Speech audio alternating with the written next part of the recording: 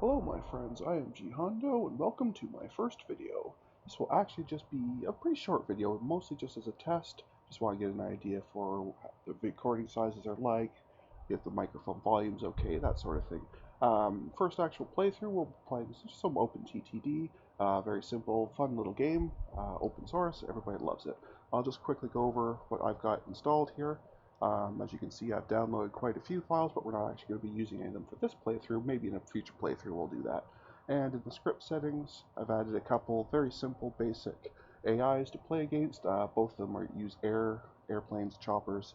Won't provide a whole lot of competition. And I am using the Busy Bee game script. And what that does is it just gives you a couple of things within the game that you can be doing, like transport so many passengers from to here, or move so many goods and that sort of thing. It just gives you something to actually be doing, whereas in the normal OpenTTD, you're really just sitting around and playing wherever. This just gives you a little bit of an incentive to play certain areas. So that's what we'll be doing. Let's go ahead and start up a game. These are all the settings I'm using. Very basic, nothing exciting. And we'll give that a second to generate. Right, so the very first thing we need to do, of course, is we need to be properly kitted out here. As lovely as that name is, that's not the name we'll be using. We'll be using that, which of course means that. We'll default to that, and I'm just going to add that there just in case. Right, we'll do a quick save just to make sure everybody's on board. Fantastic. Now,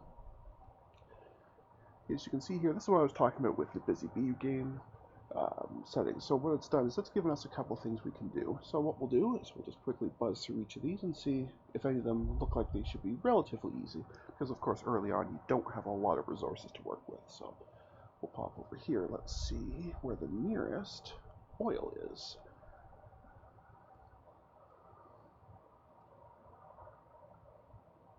Okay, so we would be looking to go from here to there, and that's not bad. So we might actually just start with that directly. Because this oil here, yeah, that's not too bad. We could run a simple train all the way across there, and that would be absolutely fantastic. So I think that's what we're going to do. We'll get that going here. Oops. There we go. So we'll go ahead and build us a station here for the oil. I said for the oil, thank you. Right, and another one over here for the refinery. There we go. And now we can get rid of both of those. Like that. And we can go ahead and start connecting some of this track. So as you can see, this will be just a very simple, fairly straight run. Nothing too exciting here.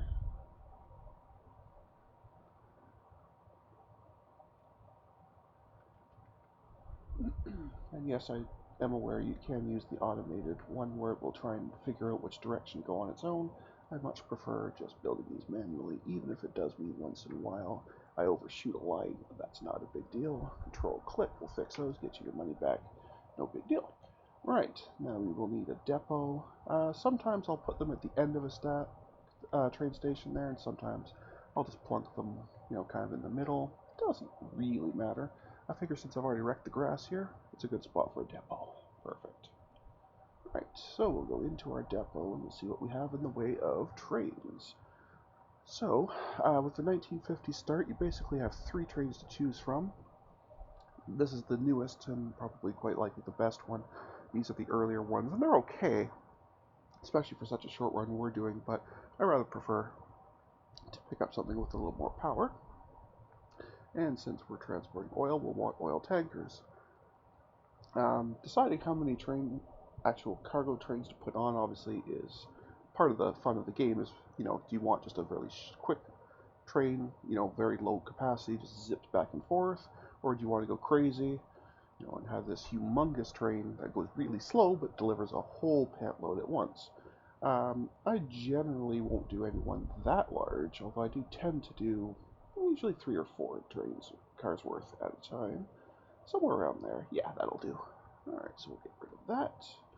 And we need to get rid of some other stuff here. Right, so what the train wants to know now is what is it actually going to be doing, right? So we'll be telling it that it's going to go ahead and connect these two places here. Now what you'll notice I've done is two things. One, I've told it to go to the destination first. Is that meaningful? Probably not. Ultimately it doesn't matter because there'll be nothing for it to do on that end, because there all it's ever going to do is just an unload. There'll never be any cargo to pick up, so it'll just pop in, pop right back out, no big deal. The other thing you may notice that some players may or may not do is I actually explicitly tell it to go to the depot.